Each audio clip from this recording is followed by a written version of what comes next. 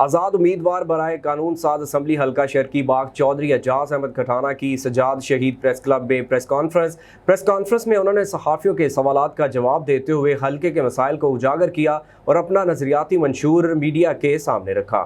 ان کا کہنا تھا کہ آئندہ الیکشن انشاءاللہ بھاری مینڈیٹ سے جیت کر اپنے منشور کو عملی جامہ پہنائیں گے اور تعلیم، صحت اور روزگار کے شعبے میں انقلاب لائیں گے۔ تاہم انہوں نے یہ بھی کہا کہ جن لوگوں نے عوام کے وسائل کو بے دردی سے لوٹا اور کرپشن سے اربوں روپے کمائے، ان کو احتساب کے کٹہرے میں لائیں گے اور قبر تک ان کا پیچھا کریں گے۔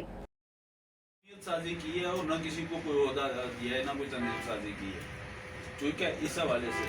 اور دوسری بات یہ ہے کہ میں نے الحمدللہ جب یہ سارا سسٹم دیکھا تقریباً 2-2.5 سال کو، اس کے بعد میں نے علیحدگی اختیار کر لی تھی میرے صاحب سے، ٹھیک ہے۔ اس میں 2-2.5 سال جو ہے میں خاموش رہا، میں دیکھتا رہا، چونکہ اس وقت میں اسٹیک ہولڈر نہیں تھا، اپوزیشن اسٹیک ہولڈر تھی اور اپوزیشن کا کام بنتا تھا کہ وہ آواز اٹھاتے۔ Regional emergency officer Rawalpindi rescue 1122 doctor Abdulrahman کا اپنی ٹیم کے ہمراہ ریسکیو 1122 ملکہ کوہسار مری کا دورہ۔